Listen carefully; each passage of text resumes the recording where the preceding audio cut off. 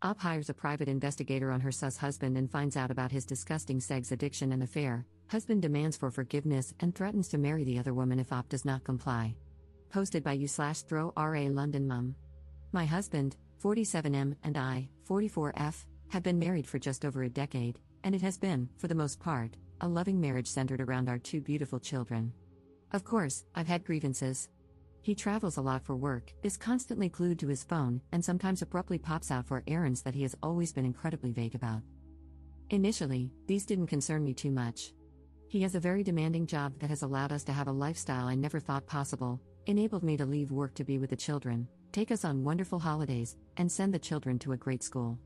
I always felt that complaining to him about his work, phone, computer, and random emergencies would be selfish, considering everything he does for us. However, 2 weeks ago, I started getting really suspicious after I found a condom in the inside pocket of his blazer. There was no reason for him to have it there, as we only ever have sex at home, and frankly, it isn't something we do as often as we used to. This prompted me to do something I never thought I would do. I found an opportunity to get into his phone when he wasn't looking. I'm not sure what I was looking for. I first checked his photos but couldn't find anything. Then I decided to check his messaging apps, WhatsApp, Telegram, but both were password locked, which I found very odd. Only a message could be accessed, but there was barely anything there. At this point, I had a sinking feeling that something was up. Last year, a friend was in a similar situation and used a digital investigator to learn more about her absent and secretive fiancé. The investigator discovered that this man had been living a complete double life, with a long-term girlfriend in Edinburgh and, unbelievably, an entire business he had set up and was earning money from. She had no idea about the business or all the money he was making, and no doubt spending on his girlfriend. I asked for the investigator's details and requested that they pull together anything and everything they could find about my husband. The investigator spent about a week digging online and came back to me with a report that changed my life forever. I got a call from the investigator, warning me that my husband's report would be a very difficult read and that I should open it in private at a time when I would be able to process it fully. Since receiving it, I have barely been able to eat, sleep, properly take care of the kids, or speak to him, and yet he is so absent-minded that he doesn't even realize something is wrong. It turns out that my husband of over 10 years has been, 1. Having an affair with a woman 15 years his junior. 2. Financing this woman's lifestyle and her failed business venture. 3. Attending sex parties with her, where they have sex with other partners.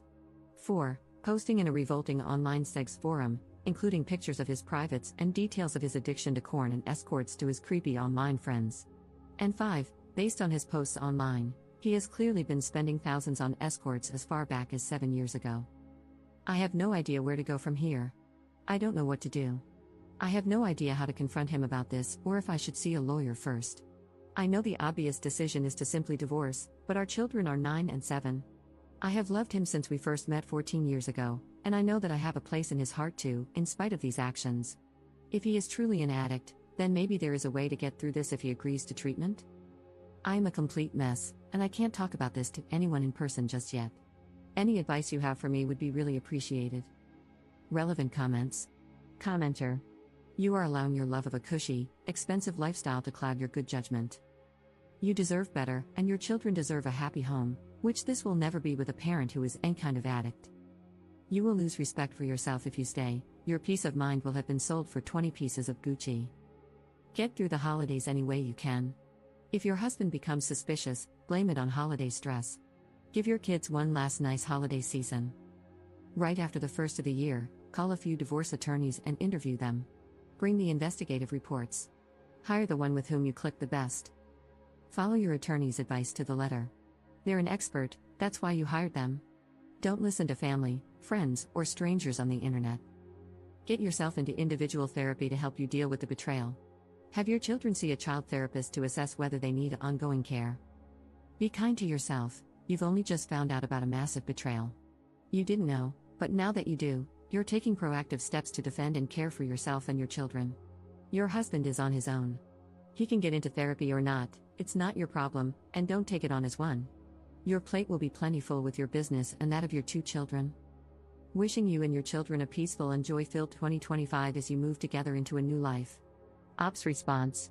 Thank you so much for this comment. This was one of the most useful ones I have gotten, and I truly took it to heart. I have yet to get into therapy, as I simply haven't had time for it yet, but I am planning to the moment things start to slow down a bit. Update 6 weeks later. This is an update to my original post from around a month ago. Firstly, I'd just like to thank almost every single one of you who has commented to offer me advice or messaged me privately. I took a lot of advice on board, especially from a legal standpoint, and this has proven to be of great benefit. I apologize for my long absence and lack of replies. I hope the update below explains it. I chose to wait until after New Year's as I did not want to rob the children of one last Christmas and New Year's holiday as a family. In the meantime, I researched solicitors and sought recommendations from trusted friends. Rather humiliatingly, after much urging on this website, I also scheduled and went through with an STI test. It was horrifically embarrassing, but I am relieved to say that it came back negative. I don't know how I could have coped if he had gotten me sick because of his revolting actions. He made my job incredibly easy by flying out for a work trip, not that anything he says could ever be trusted, on the 2nd, and I immediately got the ball rolling, met with the solicitor, packed up all of his belongings into 6 suitcases, had the locks changed, and spoke to a child psychologist to work out the best way to explain things to the kids, who are far too young to understand the full picture, of course. Fast forward to a week later, and upon his return, I, having made sure the children were picked up by my mother after school, greeted him with a hallway full of suitcases and divorce papers. I had printed out the report in full and started walking him through it before he broke down in tears.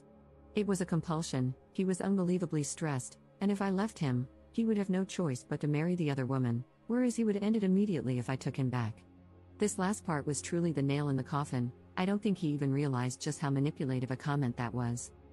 After hours of back and forth and his groveling, he gave up. He was left at the bottom of the stairs in the entrance to our home with his suitcases, waiting for a cab to take him to God knows where. There is still a lengthy legal process ahead, and unfortunately, it turns out that his infidelity doesn't really impact how assets might be divided following the legal battle. However, I'm confident that my solicitor will get the outcome I need to keep the house and live independently. In terms of the children, I would rather not discuss them to maintain privacy, but it has been an incredibly difficult adjustment, and sometimes I do feel guilty. As for myself, I am still completely heartbroken, and frankly, I don't ever hope to find love again. I just don't think I can quite trust like that anymore. Finally, I'd just like to add that while most comments have been lovely and supportive, I did receive a number of comments and private messages blaming me for my soon-to-be ex-husband's behavior, claiming I did not give him sufficient sexual attention and that I shouldn't complain because he provided me with a certain lifestyle. Firstly, these comments are awful and betray a repulsive worldview regarding sex, intimacy, and marriage. Secondly, our ailing sex life was not my doing and was, at times, a criticism I myself had of our relationship, not the other way around. Thirdly, just because someone provides you with a lifestyle does not entitle them to treat you as if you're nothing, with no respect, no honesty. I would have hoped everyone would be aware of that. Up in the comments. Thanks for this. Sadly, because we are in the UK, cheating doesn't have much of an impact on divorce outcomes. However, my solicitor is among the best in the UK, and I trust that we're going to do some real damage. Second update 3 weeks later. I never imagined that a single Reddit post would change my life in such a profound way. To everyone who commented, messaged, and supported me, thank you. Your advice, encouragement, and even tough love gave me the clarity and strength I desperately needed. I'm truly sorry if I appeared to have ignored some of your comments and DMs. I just wanted to thank you all and leave this final update. I will check and try to respond to messages and comments as much as I can. In the weeks following my last update, I have been navigating a completely new reality. The legal process is still ongoing, and while my solicitor has warned me that things could get complicated, I'm standing my ground. I want a clean break, financial security for my children, and a future where I am no longer tethered to a man who deceived me in every way imaginable. The fact that his infidelity does not significantly impact the division of assets is a bitter pill to swallow, but I will not let it deter me from seeking what is fair. Thankfully, some aspects of his actions that the investigator uncovered will negatively impact his case. Emotionally, this has been one of the hardest things I've ever endured. The betrayal still cuts deep, and some nights, I find myself questioning everything. I keep going back over our years together, trying to pinpoint where I missed the signs, where I ignored my instincts. The truth is, I may never fully understand why he did what he did, but I have finally come to accept that his actions were never a reflection of my worth. I was not lacking. I was not failing. He was. Since our separation, my soon-to-be ex-husband has fluctuated between remorseful and completely delusional. One day, he is begging for another chance, promising to change, telling me he will attend therapy and fight for our family. The next, he is enraged that I have ruined his life and taken away the stability he had with our children. He has tried to paint himself as the victim, conveniently glossing over his years of deceit and betrayal. At one point, he even suggested that we could remain partners but live separate lives, his way of trying to have his cake and eat it too. The most frustrating part has been his argument that this was a mental health issue or an addiction issue. In reality, it is 100% an entitlement issue. I have a lot of supportive people on here to thank for making that very clear to me at a time when I was doubting this. The manipulation has been exhausting. He has reached out to mutual friends, attempting to garner sympathy and twist the narrative. I have had to set firm boundaries and remind myself that I owe him nothing. The man I thought I knew is gone, if he ever truly existed at all. His behavior in the past few weeks has only reinforced my decision to walk away for good. For those wondering about co-parenting, it is a work in progress. I won't share too much for privacy reasons, but he is currently on supervised visits while we establish a longer-term arrangement. The children are adjusting as best they can, and I am doing everything in my power to keep their lives as stable as possible.